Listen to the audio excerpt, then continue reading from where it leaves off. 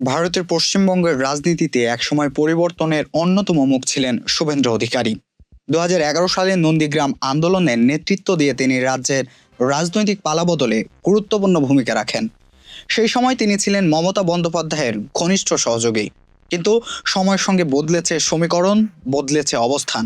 এই রাজাকারের বাচ্চা, হেফাজতের বাচ্চা, যাহাই ইউনূস তাহাই মমতা। তৃণমূল কংগ্রেস ছেড়ে ভারতীয় জনতা পার্টিতে যোগ দেওয়ার পর শুভেন্দু অধিকারী দ্রুতই রাজ্যের বিরোধী রাজনীতির অন্যতম প্রধান মুখ হয়ে ওঠেন।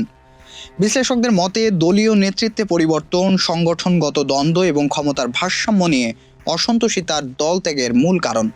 বিশেষ করে যুব নেতৃত্বে নতুন মুখদের উত্থান তার সঙ্গে দূরত্ব বাড়ায়। কার্গো প্লেন আমাদের এত আছে, আমরা উপরে নিয়ে গিয়ে শুধু ঢাকনাটা খুলে দিই, মোল্লা ইউনূস সহ গোটা ঢাকা চাপা পড়ে। 2011 নন্দীগ্রাম আন্দোলনের স্থপতি হিসাবে নিজের পরিচয় গড়ে তোলেন শুভেন্দ্র। যদিও সেই কৃতিত্ব নিয়ে রাজনৈতিক বিতর্ক রয়েছে, তবুও স্থানীয় মানুষের কাছে তার ভূমিকা আজও স্মরণীয়।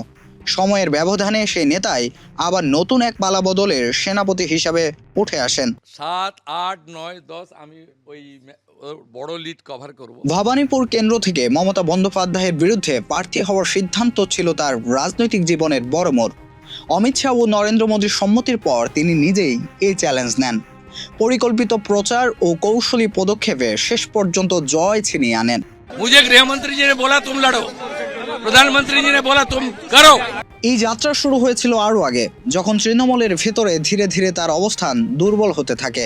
মুকুল রায় ও অভিষেক বন্দ্যোপাধ্যায়ের উত্থান সেই পরিবর্তনেরই ইঙ্গিত দেয়।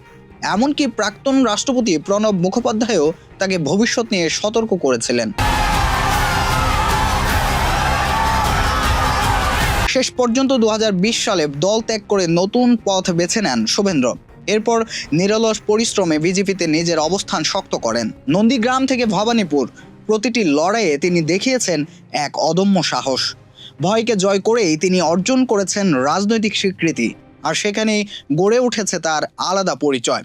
এই বুথ নাম্বার কত ফটিক সরান আগে। কুমার সপ্তর্ষি রায়, দৈনিক মানব কণ্ঠ।